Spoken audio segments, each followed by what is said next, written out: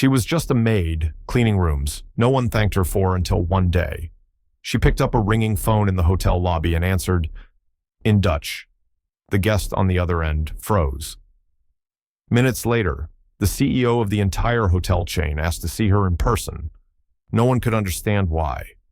But the question lingered in the air, who was she? Really, if you believe that sometimes dignity wears the quietest shoes, stay with us. Like, subscribe, and leave a thought if this story speaks to you in ways words can't. Rain had settled over Chicago like a wet hush, soaking the sidewalks and tapping lightly against the arched windows of the Langston Regency Hotel. Inside the grand lobby, the light from the massive chandelier pooled on the marble floors, slick and glowing. At this hour, the place was quiet, polished, too expensive to feel alive. Imani Brooks moved with practiced steps, her cleaning cart gliding silently beside her. She wore the muted blue-gray uniform of the custodial staff. Nothing about her drew attention. That was how she preferred it. Head down, hands busy, always one floor beneath notice. She was almost past the concierge desk when the phone rang. It was sharp, out of place, and insistent. Imani paused. No one else was around. Reception had gone for a break, and the night staff hadn't come in yet. She looked left, right. Then, after a beat, she picked up. A voice on the other end spoke Dutch, not the textbook kind, but the quick, layered cadence of someone from Utrecht. Her posture straightened without thinking. Ja, goedemiddag, she said, fluent, gentle. Dit is niet de juiste lijn, maar als u mij even geeft. The conversation lasted no more than 20 seconds, words exchanged with the precision of someone long trained to sound both humble and clear. She offered directions, confirmed a name, and closed with a brief thank you. When she hung up, she felt a chill under her collar. David Langston was standing 12 feet away, not in a rush, not by mistake. He stood still in a tailored charcoal suit, holding a phone he clearly hadn't used. His gaze rested on her like glass, not unkind, but unreadable. The CEO, the heir, the name in gold letters above the revolving doors. Imani froze. For a second, neither moved.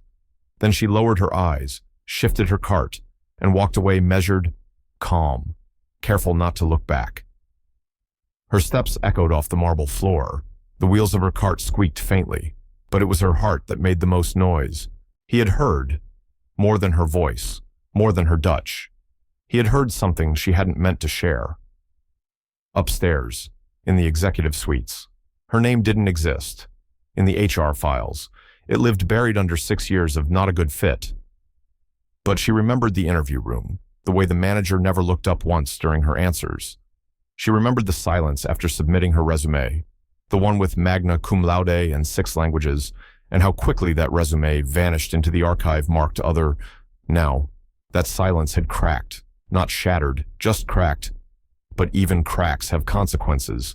At the service elevator, she leaned against the wall and exhaled. Not relief, not fear. Something heavier, colder. Behind her, the echo of polished shoes on marble stopped. She didn't turn around. She didn't need to. He was still there, watching, listening. At 6 in the morning, the hallway leading to the basement of the Langston Regency smelled like bleach and metal.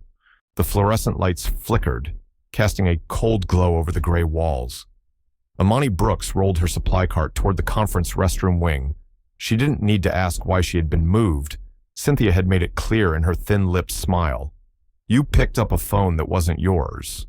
We can't allow that. Imani didn't argue. She never did. Not when they took her off the rotation for guest suites. Not when they reassigned her to mop industrial tile floors. No one ever thanked her for. She had learned the rhythm of staying invisible. But this shift into the lowest level, the one reserved for punishments and reminders, this was different. Down here, the noise of the city faded. You couldn't hear the lobby music or the polite laughter of guests. Just the buzz of broken vents and the soft churn of machines, older than the building itself. She parked the cart beside a cracked utility sink and stared at her reflection in the mirror above. Her uniform was still neat, her hair pulled back cleanly, but something in her eyes, had shifted since last night. That voice on the phone, the Dutch syllables in her mouth again, and his eyes. David Langston hadn't said a word, but he had seen her, not as a worker, not as a name on a schedule. He had seen something she hadn't shown in years. Imani leaned forward, palms gripping the metal edge of the sink. "You had to answer it," she whispered. "You couldn't just let it ring." She didn't hear Cynthia enter until the woman's heels echoed sharply on the linoleum. "Keep your brakes under 10 minutes. "Brooks," Cynthia said flatly. "We're short-staffed for the breakfast shift. I need you cleaning both sides before 8. "Yes, ma'am," Imani answered, steady and soft. Upstairs. The scene couldn't have been more different. The top floor of the Langston Tower, bathed in filtered sunlight, was silent, but for the hum of glass walls and high-speed elevators. David Langston sat behind his desk, one hand resting on the keyboard, the other tracing a printout of staff records. "Pull up Brooks, Imani," he said into the room. His assistant, Vanessa, tapped the keys quickly, projecting the personnel file onto the side monitor. The resume was impossible to miss. University of Chicago, dual degrees in linguistics and international relations, honors, fluency in 6 languages, references from faculty at Georgetown, yet next to her name, "not considered." Reason lacks relevant hospitality experience. David frowned. "Who marked this?" Vanessa scrolled to the approval code. "G.B.," she said. "Gregory Bennett." Of course it was. David leaned back, eyes narrowing. He remembered the hallway last night, the sound of her voice, the kind of fluency you couldn't fake, not even with tutoring. It was shaped by living, by moving through cultures like a tide, not a lesson plan. He clicked open another tab, locating a scanned copy of a journal article from years ago, Translingual Trust in Corporate Hospitality. The byline, Imani E. Brooks. He read a paragraph aloud in French, quiet, almost reverent. It was measured, insightful, and deeply human. "Why is she cleaning floors?" he asked softly. Vanessa didn't answer. The question wasn't for her, back below. Imani finished cleaning the grout in stall 4. Her fingers ached. The bleach burned her throat. But her mind stayed upstairs, looping that moment, the look in his eyes, the weight of what she said without meaning to. That afternoon, after she clocked out, she lingered in the staff break room longer than usual. The TV above the fridge played some daytime talk show, but no one watched it. The other staff members talked about overtime and bus schedules. Imani nodded when spoken to, but her thoughts circled elsewhere. When she stepped outside to catch her train, the cold hit sharper than expected. She wrapped her coat tighter. Across the street, a delivery truck backed into the hotel's service dock. She watched the driver shout a half-hearted apology to someone he'd nearly clipped. No one responded. She looked up. The Langston Regency loomed above her. And somewhere, behind those mirrored windows, David Langston now knew her name. The next morning, her phone buzzed at 7:08 m. She was pouring coffee into a chipped mug in her kitchenette. Unknown number. She almost let it ring. "Ms. Brooks," the voice said when she answered. "This is Erica from Human Resources. Mr. Langston would like to meet with you. 9 o'clock. Executive floor." She didn't speak. Not right away. "We'll be expecting you," the woman said. Then the line went silent. The elevator climbed with a quiet hum, its walls of brushed steel reflecting Imani's faint silhouette. She stood straight, her palms damp against the thin fabric of the tote bag she clutched. Inside was a notepad, a pen with dried ink, and a printed resume that now felt like a relic. Her uniform had been pressed the night before, her shoes scrubbed clean until the rubber peeled slightly at the soles, but the scent of bleach still lingered. No perfume or breath mint could hide where she'd come from that morning. When the doors opened onto the 30th floor, she paused. The air felt different, not heavier, just quieter, like everything here whispered rather than spoke. Wide windows lined the corridor, spilling morning light onto patterned carpet that softened every footstep. Erica from Human Resources greeted her at the corner with a polite nod and a folder she didn't open. "Right this way." Imani followed her through a hallway of frosted glass offices. No one looked up. At the end stood a double door, slightly ajar. Erica knocked once and pushed it open. David Langston stood with his back turned, hands in his pockets, staring out across the skyline. The buildings below shimmered in the morning haze, Chicago stretching eastward to the lake. He didn't turn, just spoke, low and even. "Thank you, Erica." The door clicked shut behind Imani. She stayed where she was. "I've been reading," David said, still facing the window, not the news. "Files, records, old applications." His voice didn't rise or dip. "Your name came up in a flagged folder. Do you know how many languages you listed on your resume?" She cleared her throat. 6. Right. He turned slowly, then stepped toward the small round table near his desk. There was no leather chair waiting for her, just a chair with no arms and a sheet of paper placed squarely at its center. He gestured for her to sit. She didn't move at first. But then she did. The paper was a contract. Simple terms. Temporary position. International events coordinator. Weekly rate that made her chest tighten. It wasn't a test, it was an offer. Imani didn't touch the pen. David sat across from her, finally meeting her eyes. "I'm not asking for gratitude," he said. "I just want to understand how someone with your credentials ends up scrubbing conference room baseboards for 6 years. Imani's lips parted, but no answer came. Not right away. Then she said, quiet but firm, because no one ever asked that question. He leaned back, studying her like he was seeing something recalibrate behind her eyes. "We missed this. All of it. And I think you know why." The silence between them wasn't heavy, it was honest. Imani didn't smile. She didn't thank him. She picked up the contract and read every line.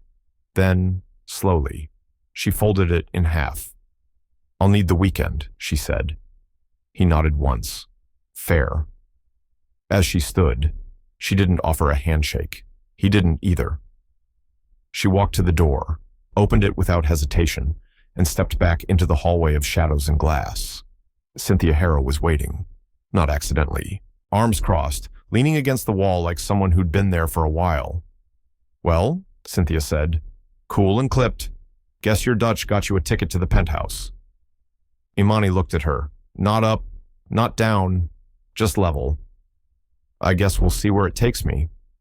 Then she walked past, the contract folded tightly in her hand, the lines of her face unreadable to anyone who didn't know what hope sounded like when it came quietly, after years of being silent. She didn't look back, but he knew.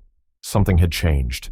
The lights in the archive room were dimmer than the rest of the executive floor, humming faintly as David Langston stepped inside. He didn't call for anyone, didn't ask it or his assistant. He preferred to be alone for this. The room held a mix of history and forgotten names, of decisions sealed in manila folders and PDFs stored on secure drives.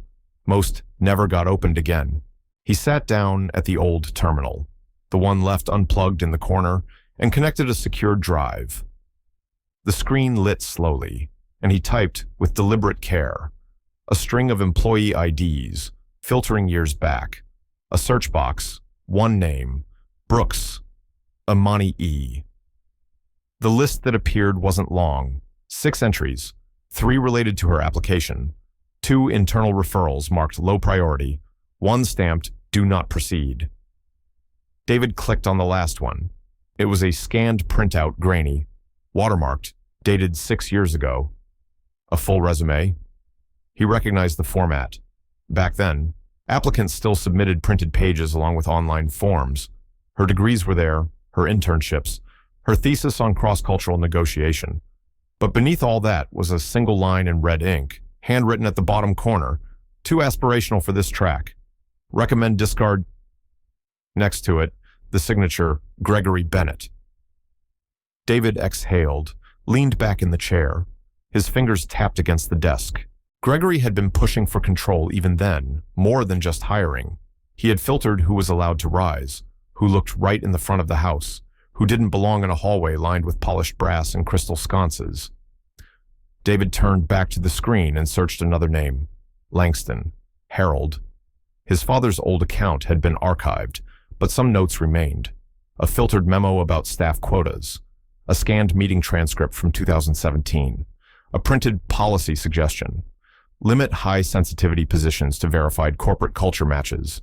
Vague, legal, deniable, but under it, in handwriting that made David's throat tighten. We've had issues in the past with overqualified hires who don't adapt. Watch the resumes from the South Shore zip codes. That was where Imani's mother lived. Still lived, as far as he knew. David closed the folder slowly. His reflection looked back at him from the monitor, blurred, distorted, a face shaped by legacy, by habit. He'd always thought he knew how the company worked, but the layers ran deeper than he liked to admit. He tried to remember where he'd first seen her, not in the lobby last week. Earlier, much earlier, a ribbon-cutting ceremony in Bronzeville. He'd been fresh out of grad school, just shadowing his father. He remembered a girl standing alone outside the crowd, near the end of the street. Not part of the event, just watching, arms crossed, notebook in hand. She was maybe 19. Their eyes had met for a second. Long enough. It had been her. He hadn't thought about that moment in years. But now, it landed with a weight that sat squarely on his chest. How many times had she applied? How many times had people like her been told they weren't a match? David rubbed his forehead, stood, and unplugged the drive. He didn't print anything. He didn't copy the file. He clicked through 3 layers of system logs and deleted his access trail. The screen went dark. He stood still for a while. In that room full of paper and forgotten decisions, he felt smaller than usual. He walked back toward his office with slow steps. At the hallway's end, through the tinted glass, he saw Cynthia Harrow in conversation with someone near the elevators. She didn't see him. He paused, then turned into his office before anyone could notice. Inside, he poured a glass of water and left it untouched on his desk. No calls, no new meetings. He stared at the skyline and then said, to no one in particular, I shouldn't be involved. He meant it, but even as he said it, he knew it wasn't true. The days moved differently now. Imani no longer clocked in through the service corridor. She no longer carried a mop or signed her name next to a broom closet inventory sheet, but the new rhythm hadn't settled into her bones yet. Each morning she still woke before sunrise. Her shoes still lined up the same way by the door. Her lunch packed out of habit even when she knew she wouldn't need it. Change. She was learning. Rarely arrived as relief. More often, it arrived as tension. Her new badge granted her access to the 11th floor conference wing.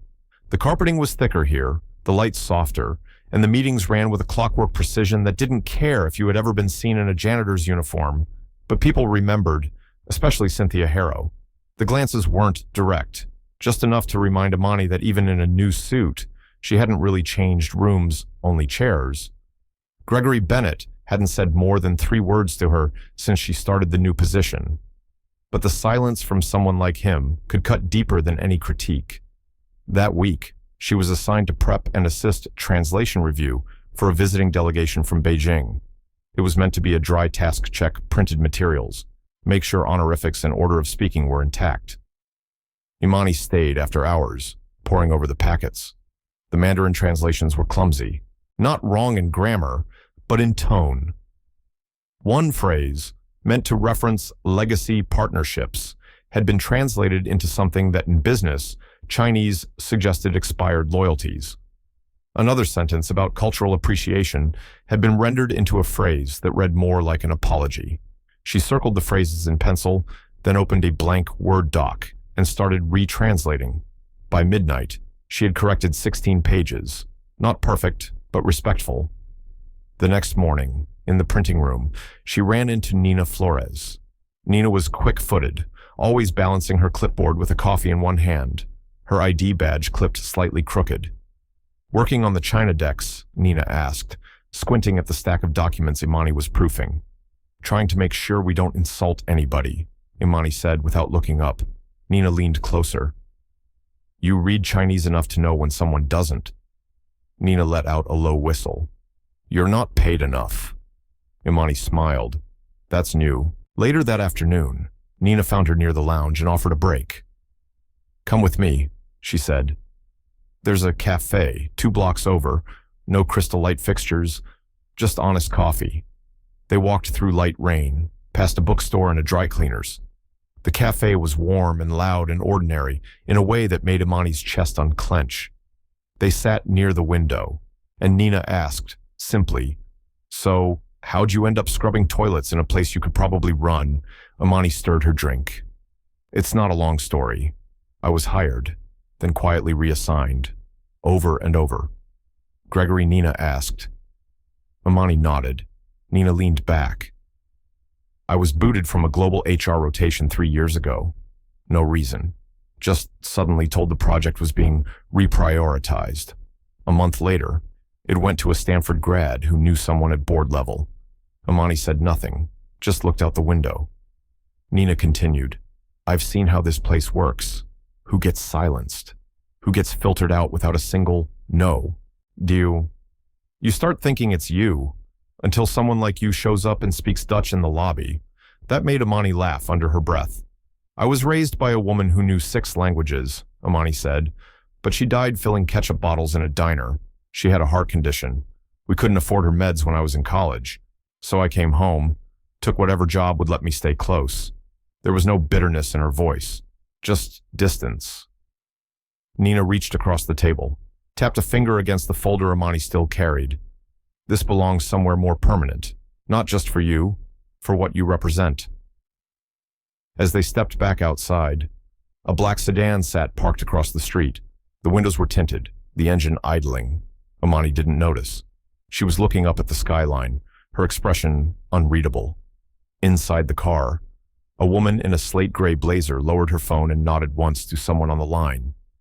David Langston sat in his office, phone pressed to his ear. "She's meeting with Nina," the voice reported. David didn't reply. He stared at a framed photo of the hotel's first groundbreaking, his father in a dark suit, Gregory beside him. Imani's name was never part of that history, but maybe it was time that changed. He hung up, then opened his calendar and marked a note at the bottom corner. Observe quietly. Let her build. The conference rehearsal was running 20 minutes behind schedule. Half the room was pacing. The other half were whispering over phones, trying to locate missing adapters, backup screens, or a tech crew that wasn't answering. The projection unit at the Langston Regency's executive auditorium, top of the line. Imported. Sleek was doing exactly one thing, blinking red, then black. Imani stood near the back row, holding a stack of revised translation booklets. She wasn't on the tech team, not officially, but she saw the HDMI cable, noticed the connector bent just slightly at the tip. She crouched beside the panel, turned to the nearest intern. "Can you hold this cord steady?" she asked calmly. The young man blinked, then obeyed. She unwrapped the electrical tape she kept in her bag, left over from a habit of fixing her own power strips at home, and straightened the cable against the edge of her badge clip. 2 seconds later, the screen flashed on. The room exhaled. "That's good," someone said. Finally. The rehearsal coordinator returned just in time to see the images on the screen. "Who did that?" Imani stood, brushing her palms on her pants. "I did." The coordinator tilted her head. "Do you do tech?" "No," Imani replied. "But I've worked around things that break." Before anyone could ask more, the lead moderator pointed to the stage. "Let's run the script. We're behind." Imani was asked to stand in for the multilingual welcome sequence just to test the cadence. She stepped up, took the mic, and recited the opening in English, then paused, switched to French, then Mandarin, then Dutch. Every syllable was clean, her tone even, respectful. No performative charm, just clarity. Someone at the table turned. "She's staff. She's our new coordinator," Nina said softly. Half the room leaned forward. The other half stopped moving entirely. Then, a slow clap. Someone else joined. The applause wasn't loud, but it was certain. A few people exchanged looks, the kind that said this wasn't just impressive, it was unexpected. And something about that made it even better. At the edge of the room, unnoticed until now, David Langston stood near the entrance, arms crossed, his expression unreadable, but his eyes fixed on her. When the applause quieted, he spoke. "This is why I recommended her." The words echoed longer than they should have. No one contradicted him. Imani stepped off the stage. Her legs didn't shake. Her palms weren't cold. She tucked a strand of hair behind her ear, trying not to smile too wide. But something had shifted. In the way they looked at her, in the way she now looked at herself. Later, by the coffee stand, a young intern leaned toward Nina and whispered, "She doesn't seem like she ever cleaned bathrooms." Nina tilted her head. Maybe that's the point. The rest of the day passed in a rhythm Imani hadn't felt in years. Tasks flowed. Meetings came and went. No one stopped her to ask if she was in the wrong place. No one flinched when she offered suggestions. When she returned to her desk, she found a note slid beneath her mouse pad. No name, just a sentence, scribbled in neat, slanted handwriting. The people who build the scaffolding rarely get the view. She read it twice, then folded it carefully and placed it in her notebook. But in another room, the tone was colder. Cynthia Harrow stepped into Gregory Bennett's office, closing the door behind her. She didn't sit. She fixed the screen, Cynthia said, spoke 4 languages in front of everyone. David was there. He endorsed her publicly. Gregory didn't look up from his tablet. "Those presentations are under my niece's portfolio. Make sure this doesn't repeat." Cynthia hesitated. "It already has." He paused. "Then tell my niece to reassert control, and tell that girl to stay in her lane." The boardroom was too cold, as always. The kind of cold designed to keep people alert, or unsettled. Gregory Bennett preferred it that way. He stood at the far end of the table, speaking with the ease of someone used to being heard. "This isn't about one person," he said. "It's about how we protect our voice. A brand is a story, and stories can't be hijacked by sentiment." Cynthia Harrow, seated closest to him, didn't speak. She nodded slightly, her expression neutral but firm. The others at the table shifted uncomfortably. A few exchanged quick glances, unsure whether the meeting was about the staff coordinator, the media optics, or something else entirely. Gregory's voice softened. "Sometimes we lift the wrong face into the spotlight. That's not malice, it's misalignment." No one mentioned names. No one needed to. Across the building, in a smaller corner office, tucked behind a frosted door, labeled Event Ops, Temporary Wing. Imani sat, reviewing final edits for the Beijing welcome packet. Her eyes were focused, but her mind drifted. A ping broke the silence. Her phone lit up an unregistered number. The message read, "Be careful with what doesn't appear in your job title." No signature, no thread. Just a sentence that felt like a warning and a weight at once. She stared at it for a moment, then deleted it. Not because it didn't matter, but because she didn't want to give it space. Nina stepped into the room a few minutes later, holding 2 paper bags. "You didn't eat," she said, no question in her tone. "Come with me. Somewhere better than the cafeteria." They took the elevator down, then walked 3 blocks to a small community chapel that doubled as an art space on weekdays. Nina's daughter attended weekend classes there. Local employees, maintenance staff, cafeteria workers, even laundry runners contributed artwork to the rotating exhibits. Most people didn't know about it. The room smelled of acrylic paint and dusted wood. On one wall, a painting caught Imani's eye. A girl, back to the canvas, looking up at the towering entrance of a hotel. The colors were rich. The angle of the child's head tilted just enough to suggest curiosity mixed with fear. She stepped closer. "Who painted this?" Nina's voice behind her was quiet. "My daughter. She's 7. Said it's you." Imani turned slowly. Nina added. She said, "That's the lady who knows a lot of languages but picks up trash so she can be close to important people." Nina laughed, but her voice wavered. "Kids say what they see." Imani didn't smile. Her eyes stayed on the canvas. She whispered, "She's not wrong." They sat for a while, eating from their paper bags beneath a stained glass window. Imani asked Nina about her daughter's drawings. Nina asked nothing about the message. Trust wasn't always about questions. Back upstairs. Gregory stood at the edge of his office window, holding a call on speaker. His niece, Liza, sounded breathless. The translations were already submitted. He replied, calmly, edit them, quietly. Make sure it's clean. Then attach your name to the revised file. No credit changes. But Liza began. No names get erased, Gregory said, especially not hers. But you don't take a step back because someone else has a louder moment. He ended the call before she could answer, then sat down and adjusted his cufflinks. Downstairs. Imani returned to her desk. Her fingers hovered over her keyboard, then moved away. She opened her notebook instead, turned to a blank page, and wrote just 4 words. Remember where this started. Then she closed it again, folded her hands, and waited for what would come next. The ballroom at the Langston Regency shimmered with soft lighting and precision. International banners lined the far walls. Uniformed staff moved in practiced silence, while guests in navy and charcoal suits shifted into place, their badges catching the light. Imani stood near the control console, her crisp white shirt tucked neatly into dark slacks. A new name tag, clipped just above her heart. Imani Brooks, International Events Coordinator. Her fingers hovered over a small stack of translation guides, her gaze tracking every movement on stage. The event opened smoothly until it didn't. A representative from the Chinese delegation took the podium and began reading the welcome script. His voice was formal, rehearsed, but 3 lines in, a rustle spread across the front row. A dignitary from the Guangdong ministry raised his brows, then narrowed his eyes.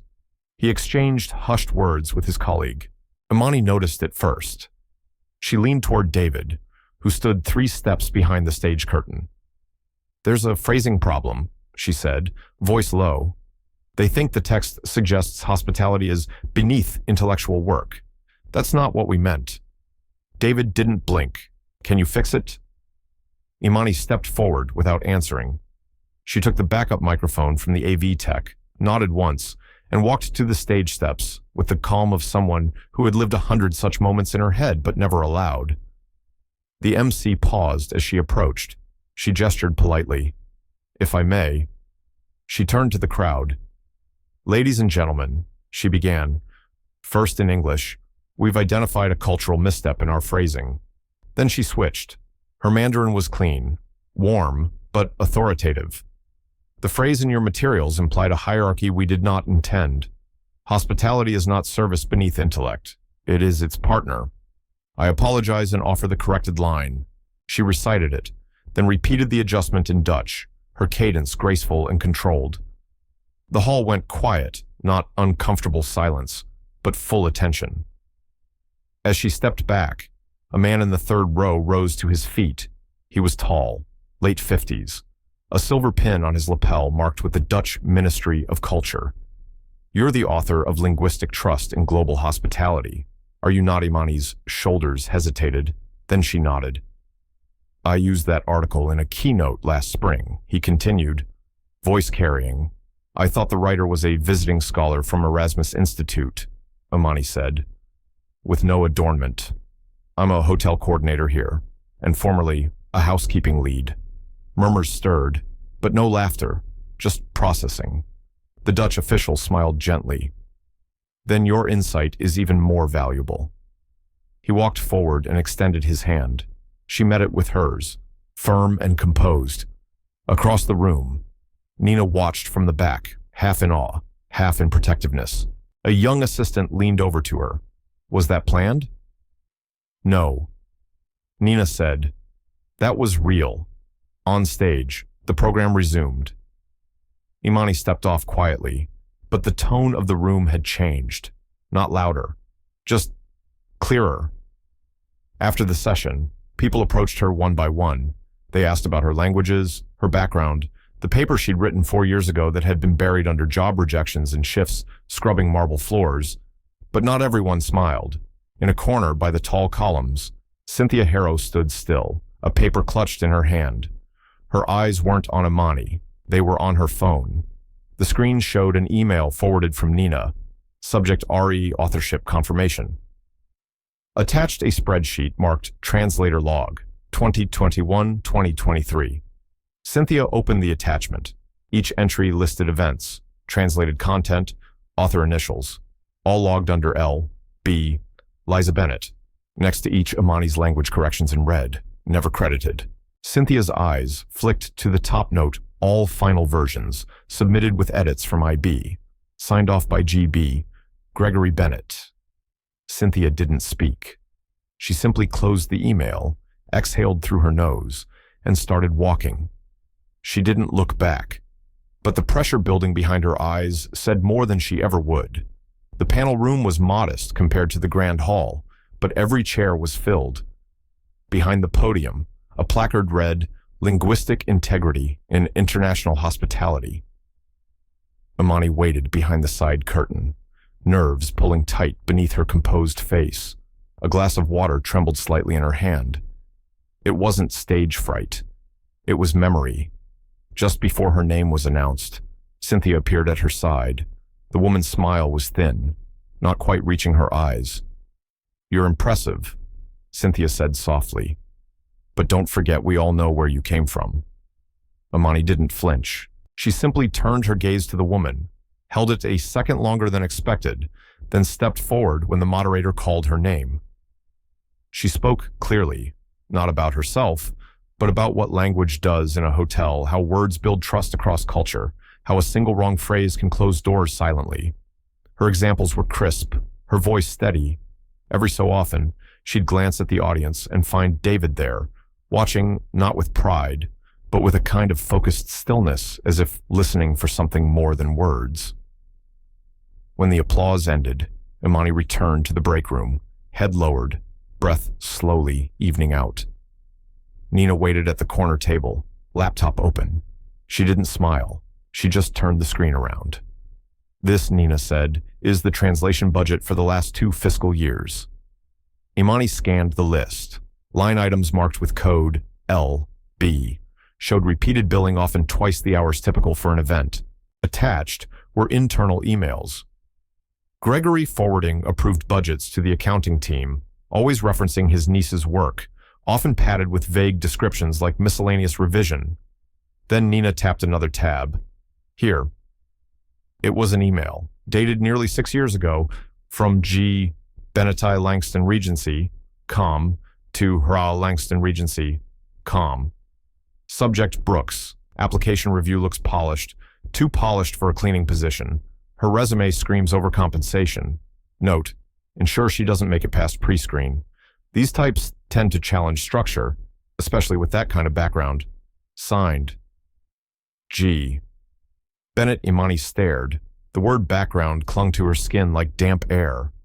"He knew who I was," she said quietly. "He remembered my name." From back then, Nina nodded.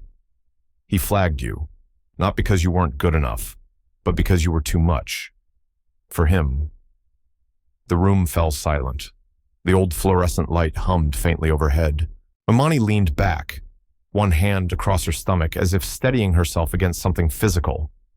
It wasn't anger that filled her. It was clarity, sharp and bitter. She opened her phone. For years, she had kept a folder of rejection emails, not out of sentiment, but as proof to herself, mostly that she had tried. She found one from Langston Regency, dated April 27th, 6 years ago. She tapped the attachment. It was her original offer letter for a part-time housekeeping role. Near the bottom, in small font, reviewed internally, feedback overqualified, possibly ambitious beyond station. Then, grade text at the bottom. Metadata Nina had helped retrieve. Final approval, Gregory Bennett. Imani stared at the screen for a long time. Her fingers didn't tremble. Her breath didn't rush. What moved instead was something deeper, a recognition that everything she had doubted about herself, someone else had feared. Outside the room, guests shuffled between panels. The hallway buzzed with casual conversation, coffee cups, and the soft click of heels. Imani stood up slowly. She closed the laptop. She didn't speak. Nina watched her. "You okay?" Imani didn't answer.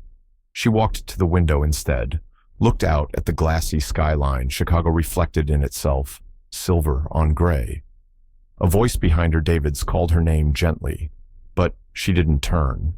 She let the silence answer first. The city shifted around her, but South Shore hadn't changed much. Brick duplexes, corner bodegas, the smell of lake wind weaving through chain-link fences. Imani walked slower than usual, the suitcase wheels bumping gently over the sidewalk cracks. She hadn't told anyone she was coming back, not David, not Nina. She just needed to remember who she was before people told her who she wasn't. The elementary school stood where it always had, its paint flaking in the same stubborn spots. A boy ran past her carrying a backpack bigger than he was. Imani paused at the gate, fingers gripping the cold metal bar, remembering the lunches her mother used to bring her, always with a note in French or Italian, even when they had no time or money. Then she crossed the street to the church. The hall smelled like old pews, lemon oil, and gospel silence. A handful of elders were setting out chairs for the Saturday book drive. One of them, short, sturdy, wearing thick bifocals, looked up and squinted. "You're Edna's girl, ain't you?" Imani smiled. "Yes, ma'am, I'm Imani Brooks." The woman stepped closer, voice breaking just a little. "She used to teach me Italian. Right here, after choir practice. Wouldn't take a dime." She touched Imani's arm, lightly. She said, "Knowing someone's language means respecting their soul." I never forgot that. Imani didn't reply, but her eyes said everything. On the way back to the hotel, the buildings looked smaller, not because they had shrunk, but because something in her had grown. She wasn't hiding anymore. She wasn't waiting to be asked. Upstairs, David stood in Nina's office. His sleeves were rolled, but he looked more like a man delivering news than one reacting to it. "She has the proof," Nina said, tapping the folder. Emails, invoices, forged time reports. Everything ties back to Gregory and his niece. David didn't flinch. "Then we bring it forward." Nina hesitated. "You sure it shouldn't come from her? She deserves to be the one." David looked out the window. "She's carried enough. If I can take some of that off her shoulders, I will." Nina studied him for a beat. "You care about her." He didn't answer immediately. "I care that she was right, and no one listened." As Imani stepped back into her apartment near the hotel, the concierge nodded silently. A thick envelope sat on her desk. No return address. She opened it slowly, fingers instinctively gentle. Inside was a folded sheet of paper, yellowed at the edges. The handwriting was neat, cursive, written with a firm hand. Her mother's hand. To the management of Langston Regency, it began. "I am writing on behalf of my daughter, Imani Brooks, whose academic honors and character I believe deserve a place in your language program. I understand the competition is strong, but sometimes strength comes from those who've had to learn the hard way. She will show you things your resume algorithms cannot." It was dated June 1998. The envelope had never been opened. No signature of receipt, no mark of reply. Imani sat down. Her hand curled around the edges of the page, heart heavy but steady. She wasn't the only one who had believed in her, and maybe that was the beginning of everything. The conference room was quiet, but not calm. It was the kind of quiet that felt like the seconds before a storm, the kind where people shifted in their seats, adjusted their glasses, cleared their throats with no sound coming out. Imani sat near the end of the polished table, a single sheet of paper resting before her. She didn't look nervous. She looked finished. Gregory sat 3 chairs down, flicking through an agenda he wasn't reading. Cynthia had her arms crossed, her pen unmoving above a blank notepad. The air conditioning hummed, steady and indifferent. Imani didn't speak right away. When she did, her voice was low, steady. "This letter was written in 1998. She said, 'My mother, Edna Brooks, applied to this hotel's language program. She had 4 letters of support from local organizations. She spoke 3 languages fluently. She was never contacted again. No one replied.'" Imani tapped the bottom of the page. It was returned in her belongings after she died, unopened. She slid the letter across the table. David picked it up, His eyes scanned the handwriting and then froze on the bottom line. Slowly, he turned the page toward the others. Scrawled beneath the application was a sentence in thick blue ink, too sweet for this role. Better suited for housekeeping, signed Harold Langston. The room stilled. David set the page down like it was glass. His voice came from deep in his chest. 4 black women applied to this program over the last 10 years. None were hired. None received follow-up. My family built this company. But that doesn't mean I get to pretend it hasn't been broken from the inside. Gregory scoffed. This isn't the time for guilt speeches. You want to dismantle the foundation over one letter? David turned toward him. Not cold, not angry. Just done. You didn't just ignore talent. You built a system around erasing it, and I've watched it happen up close, quietly for too long. Cynthia shifted in her chair. Her eyes flicked toward the door. David stood, effective immediately. I'm transferring oversight of our international programs to an external ethics team. Every past application will be reviewed. Every contract will be audited, and I want every person who was dismissed without reason given a second look. Gregory's mouth opened, then shut. David didn't wait for applause. He left the room without gathering his things. That night, the city outside Amani's window pulsed in orange and silver. Streetlights blinked above tired sidewalks. She was home, but not resting. A knock came 3 soft taps. When she opened the door, David was standing there. He didn't say anything. He held out a canvas the size of a dinner plate. Painted in watercolor, simple but careful, was an open door. Nothing dramatic, just a wooden frame, sunlight pouring through, a quiet path leading somewhere unseen. He didn't wait for her to respond. He just turned, walked away, and let the silence say what words never could. The main ballroom of Langston Hotel Chicago wasn't designed for reckoning, but that's what it became that morning. Rows of folding chairs lined the floor where wedding tables usually stood. No name tags, no VIP ribbons, just quiet people. Many of them in uniforms they'd worn for years, walking in with the kind of silence that had nothing to do with politeness. It was the hush of people who had learned not to expect to be heard. David stood off to the side, sleeves rolled, hands in pockets. He didn't open with a speech. He only gestured to the center of the room and said, "If you've got something to say, we'll listen." And they did. One by one, people stood, housekeepers, porters, receptionists, cooks, and told their stories. Some spoke in halting English. Some had notes scribbled on worn paper. Some just stood for a long moment, eyes burning, before sitting back down without a word. A woman named Teresa described being passed over for a front desk promotion 3 times. A man named Jay talked about the day his name was taken off a training list, replaced by someone who didn't speak Korean but had the right look. Each story landed like a small stone in still water ripples spreading outward, hitting everyone differently. In the 3rd row, Nina opened her laptop. Her voice was calm but unflinching as she presented spreadsheets, timelines, and emails. She laid out how Gregory had signed off on translations he never reviewed, inflated consultant hours, and funneled stipends into a shell account tied to his cousin. When she finished, she didn't look up. David walked to the front and picked up the microphone. "Effective immediately," he said. "Gregory Bennett is suspended pending legal review." He didn't wait for reaction. Cynthia stood in the back, shoulders stiff, lips pressed into a line. She didn't speak. For once, she didn't even try to explain. David turned to Amani, who had remained seated near the edge, a folder in her lap. "I've been the face of a system that didn't see you," he said. "I can step aside and say it wasn't me, but the truth is, I didn't stop it either. I can't rewrite that." He let the words settle. "But I can make sure it changes. And I can't do it without someone who knows what it feels like to be erased. Amani Brooks, will you take the position of Vice President of Multicultural and Global Relations for this hotel group?" Amani didn't answer right away. She scanned the room. Her eyes met the faces of people who once didn't speak to her. Some had rolled their eyes when she walked in to mop the hallway. Some had whispered her name like it was a mistake. But now, they were looking at her differently. Some nodded. A few wiped at their cheeks. One woman rose from the front row and walked up to her.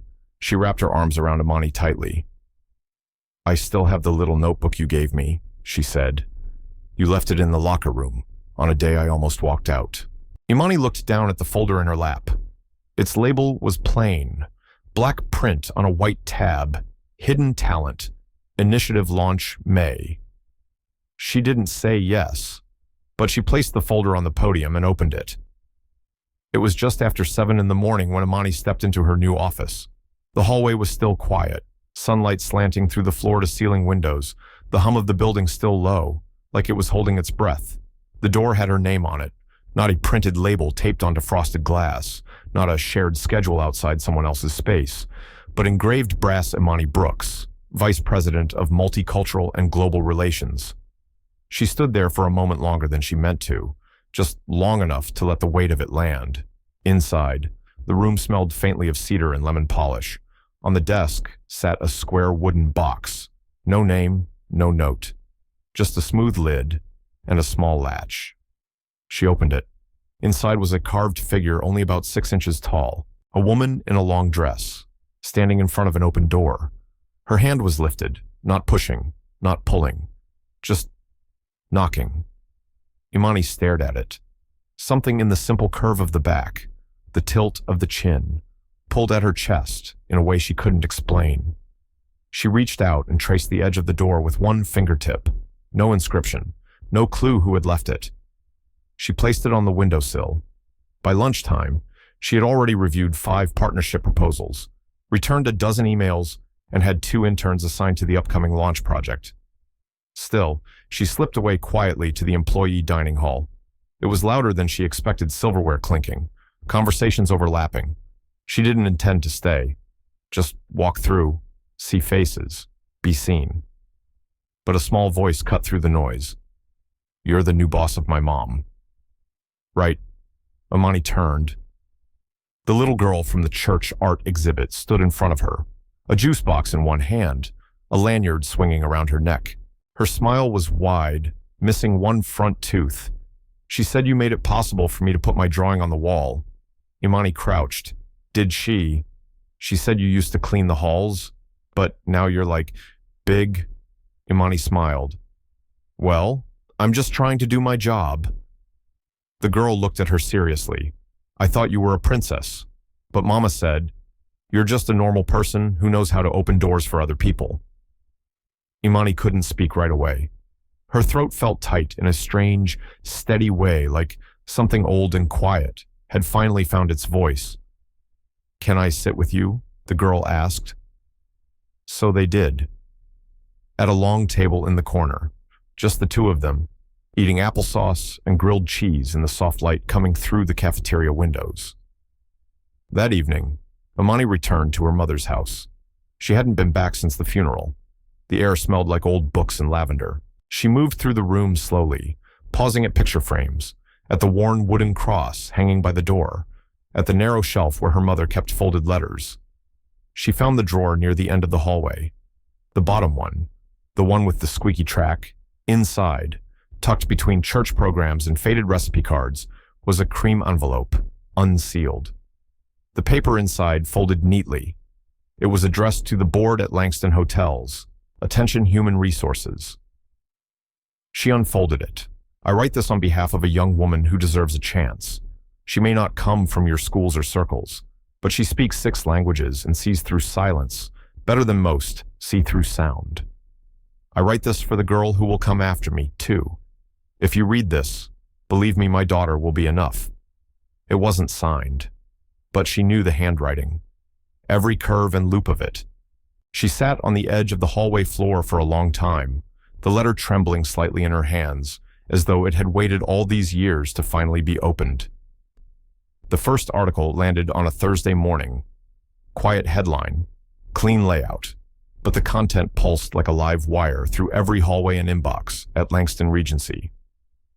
A hotel chain resets its mirrors when internal culture demands a new reflection. Imani read it standing at the kitchen counter in her apartment.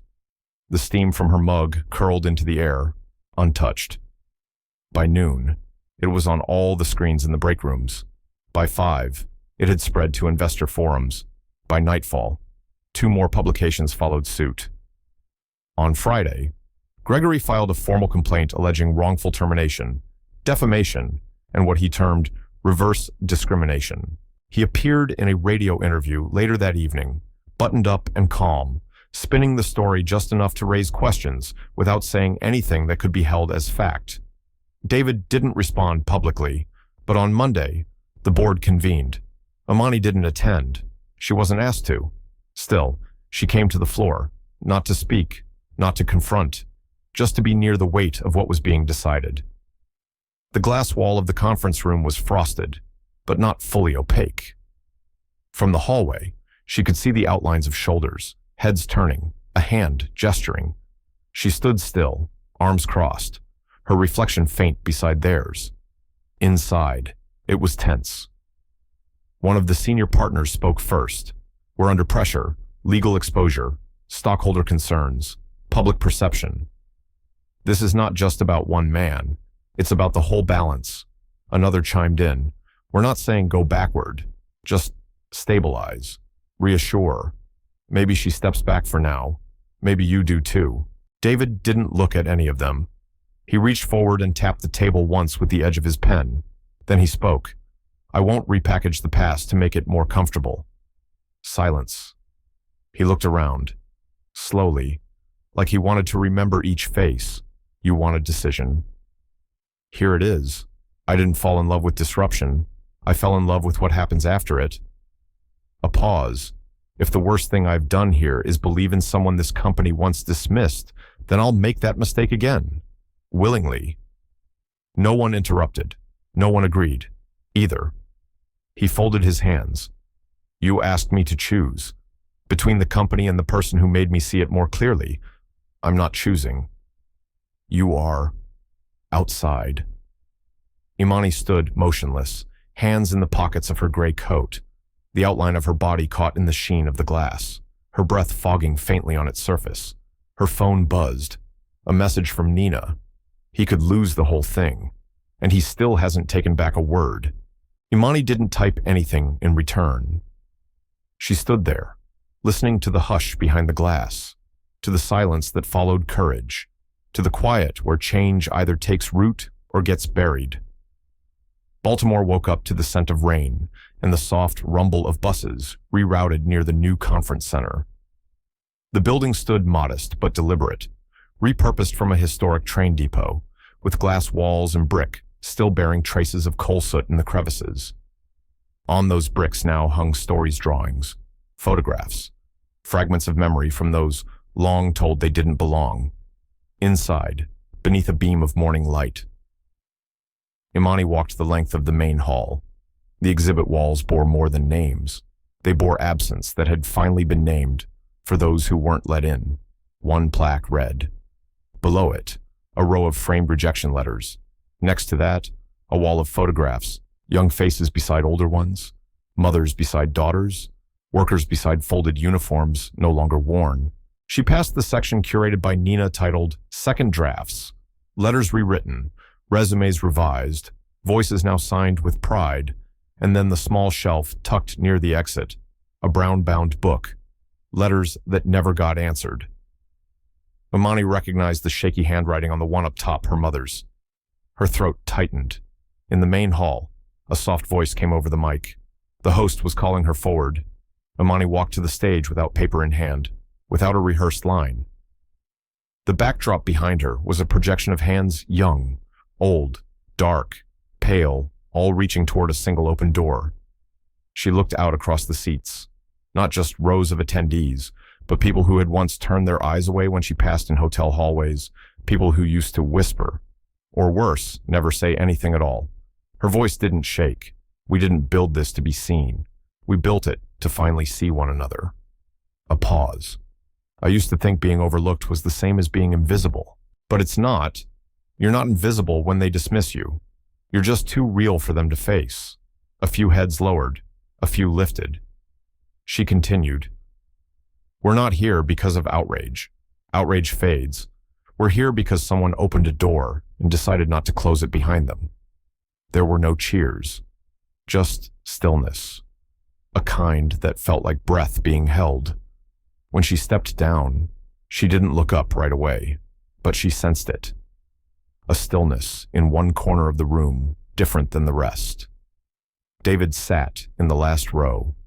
No press, no assistants, no badge. In his lap, a copy of the program. He didn't wave. He didn't stand. But when she reached the floor and met his eyes, he held up the folder. The title read, Langston Scholarship Nominee, Edna Brooks Memorial Grant. He nodded once. She stepped forward, but just then, a tug on her sleeve. A little boy, maybe 8. Jeans too long, hands inked with marker. "My mom told me to give you this," he said, holding out a letter in a carefully folded envelope. "She said you made her believe again." Imani took the envelope gently, her fingers closing around the creased paper. The boy added, "She used to iron sheets. Now she's going to school. She said you're the reason her name's on a wall." Imani bent down, level with his eyes. "Tell her it's only the beginning." And when she stood back up, her hands didn't shake, not even when the crowd parted, and she found herself walking forward into something that no longer felt borrowed. The Rivera Community Arts Center was quiet that morning, the kind of quiet that held sunlight in soft pools on the polished floor, and smelled faintly of paint and paper and something sweet being warmed down the hall.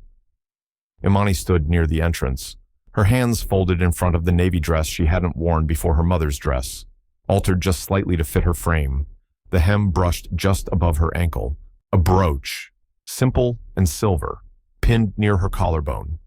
The kind of thing Edna Brooks might have worn to a church function or a school recital. Children moved around her in bright colors and louder voices, buzzing with the joy only small hands and big imaginations could explain. Their art hung on every wall, watercolor skylines, clay animals with lopsided legs. One canvas showed a girl at a podium, arms open like wings, behind her. A door. A little girl tugged on Imani's sleeve. "Miss Brooks," she whispered. "Did you see mine?" Before she could answer, another child chimed in, then another. Imani crouched down, level with them, asking questions, pointing gently, remembering each name, each smile. Her mother's voice echoed softly in her mind. "You don't need to raise your voice to be heard. Just speak where no one's listening yet." Laughter rose near the supply table. A cluster of kids had gathered around someone tall. Imani stood to see better. One of the children pulled at her hand and asked, "Ms. Imani, who's that man?" She turned. David stood by the far wall, sleeves rolled, wearing an old apron smudged with acrylic blue and yellow. A strip of tape clung to his thumb. A tiny paper boat in a child's painting had curled up at the edge, and he was gently pressing it down with a glue stick. He hadn't noticed her yet. Or maybe he had, but chose not to rush it. No title, no attention. Just hands helping. They didn't wave, didn't walk toward each other, but when their eyes met, Imani smiled, and he nodded. Later that afternoon, when the hall had thinned and most parents had collected their children, Imani returned to her desk in the back office. A cardboard box waited for her delivered quietly. No return address. Inside, beneath tissue paper, was an envelope. She recognized the letterhead immediately. An old firm in Philadelphia civil practice, long since dissolved. Her fingers hesitated over the flap, then slid it open. The letter was a photocopy, dated nearly 30 years ago, to my father, Harold Langston. If you ever meet someone who speaks a language you were never taught, and it makes you uncomfortable, pause. It might be the sound of something we forgot how to say. Let them lead you. If you don't understand, walk anyway. If you're afraid, be afraid and still go. Because if that voice survives in this world, it might save what's left of us. C.L. Imani stared at the signature. C.L. Carl Langston, David's grandfather. She folded the paper slowly, then slipped it into the inner pocket of her coat. The weight of it didn't press her down. It settled there, like memory that chooses to stay only when it's finally safe. As the last of the lights dimmed in the gallery, she stepped out into the courtyard. David was waiting near the sidewalk, a bag slung over one shoulder. He didn't speak, didn't offer anything. She didn't ask. Instead, She reached up and touched her mother's brooch once more, then walked toward him, and he didn't move to meet her. He simply turned and walked beside her. They didn't need to look back. They didn't need to say, "I love you." They were already walking in the same direction. One afternoon, long after the applause had faded, a little hand slipped a crumpled thank you note into Amani's coat pocket. No return address, no signature, just a drawing of an open door. She never found out who left it. But sometimes, it's the smallest gestures that echo the longest. Change doesn't always arrive with noise. Sometimes, it steps in gently through a voice finally heard, a story finally believed, a room where someone like her finally gets to stay. And maybe the world doesn't need louder heroes, just more people willing to listen when someone speaks in a language they weren't taught to hear.